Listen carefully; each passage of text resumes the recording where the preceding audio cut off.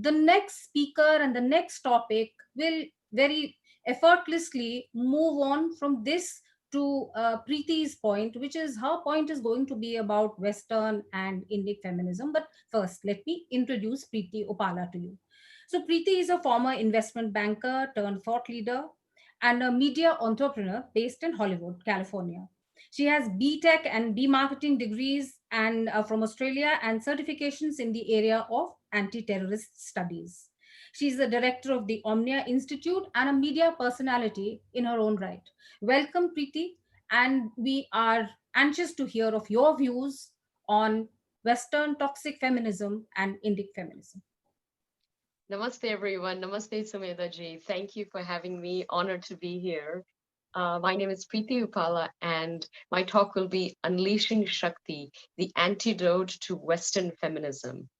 So it's 2020, and the most pertinent issue of our time today is equality, specifically gender parity and women's rights. Despite enjoying more freedom and rights than ever before in history, women today are feeling less content, less fulfilled, and are expressing their feminine nature less than they ever have. And feminism in the 21st century in the West seems to have morphed into something quite unpalatable. It's turned into this man-hating, male-bashing, obnoxious, entitlement-driven intersectional machinery called the fifth wave of radical feminism. In our attempt to look at a solution for this, we obviously look at other frameworks, and the one that I'm drawn to and the one that I want to bring about is the framework of Sanatan Dharma, the dharmic framework, and its offering of Shakti. Shakti is the divine feminine essence within Sanatan Dharma. And it's different in many ways. It's remained intact over thousands of years. And let's take a look at why it remains relevant today as it ever was. There's a famous verse in the Rig Veda that says, Ekam Satvipraha Bahuda Vadanti, which means truth is one, the wise call it by many names. While it is true that there are many paths to the divine, it would be disingenuous to say that all these paths are identical. In the same way, there are many forms of feminism out there, but it would be intellectually dishonest to say that they're all the same and that they all tackle the issue of women's equality in the same way. Shakti is the personification of the divine feminine. It is the primordial cosmic energy that represents the dynamic forces that move through the entire cosmos. It's a Sanskrit word, and it is absolutely central to Sanatan Dharma. Questions like, do we honor the feminine? Are men and women equal? Are women empowered? These questions don't even arise in Sanatan Dharma. That's because Shakti, the divine feminine essence, is absolutely central to the Dharma. And Sanatan Dharma is the only faith or ancient wisdom system that truly upholds the feminine. In fact, the goddess energy is even upheld higher than the male god energy. There is a joke that says that we have more goddesses than even gods. And this is true. And Devi worship, goddess worship, is absolutely central, has been going on for thousands of years. And that is something that we must cherish and keep for the future generations. Hindus believe that Shakti is responsible for both creation and is also the agent of all change. Shakti is the cosmic existence as well as liberation itself. There's another famous Hindu verse, again in the Rig Veda, that says, in woman is the form of all things, of all lives, and moves in the world. There is no jewel rarer than the woman, no condition superior to that of a woman. So in a time where gender balance and equality is at the forefront of all social sciences and policy making in the West, and they're obviously they're struggling to really find something that works. I think this is where Shakti comes in. It's obviously we are aware of it, but how does the greater world out there take advantage of this? We are finding that the Western notion of this radical feminism has not worked as they would have liked it.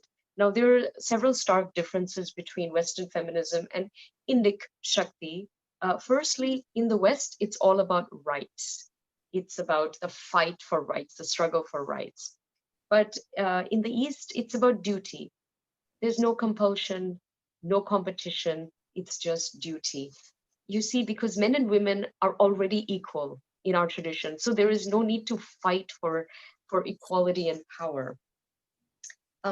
The fact that men and women are seen as equals in the eyes of Sanatan Dharma reflects the egalitarian attitude of the Vedas and how our tradition emphasizes cooperation and appreciation between men and women.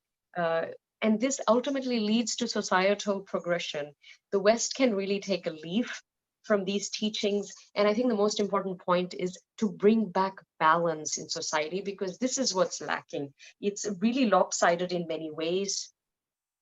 In this pursuit of equality of income, what seems to be happening is there's a reversal of gender roles and almost gender power in a way where the woman is becoming harder, the man is becoming softer, and he's almost being emasculated for his inherent masculinity that we so desire and respect.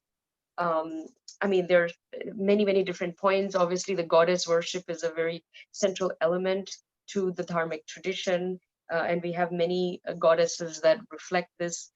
Hinduism teaches us, and Shakti specifically teaches us, that you don't have to give up who you are in order to be what you want to be in the world. And I think this is a dichotomy that the West still hasn't quite figured out. um, you don't have to pick. It's not black and white. It's not this or that. You can have both, because both are in you. We have the light and dark, yin yang, Shiva and Shakti within us.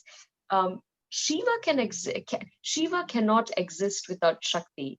Shakti actually can do quite well on her own, but she still desires Shiva. And I think that's the beautiful thing about our culture. We don't encroach on space, value, and power of the other. We don't have to take away power from the male in order to prop ourselves up, because we are empowered to begin with. And our job is to remember the power and to really, embellish that and uphold that in society. I think this is the missing link in the West, is this looking at the gender roles in this way. I think that there's so much that we can teach the West, and at a time where feminism is really a issue that is, so vulnerable in the West. I think there are no solutions. People have questions, then they have no answers. They need to look towards Sanatan Dharma for that. But I think we need to understand our own culture better, and we have to articulate that in a way that they understand, and that they understand that these are universal truths and that they benefit all, just like yoga. But of course, we must uphold it so that it doesn't get diluted in the way that some of our great Vedic sciences are being today. However, there is much to teach. I think India is a unique civilization with a demonstrated capability to manage deep divides, and engages with other cultures, other religions, other frameworks peacefully, and integrates many diverse streams of consciousness. These values are based on divinity, cosmology, and society, and they stand in contrast to the fundamental framework of the day, which is the Western framework. So this is just a little taste of my work and my passion. And I'm writing a book on this, and I speak all around the world on this very issue. And it's very exciting, and I'm learning so much, even just from hearing the other speakers, that I can add to my narrative already. So I hope you enjoyed that. Thank you very much. Thank you, Preeti. So many of the topics you spoke of, so many of the points you raised, segue so well with what has gone before, with what other speakers have already said. And as our listeners will note, The speakers who speak after her will pick up some of these very same points and go ahead with them. And when I sum up, all these different strands will be brought together into one broad framework.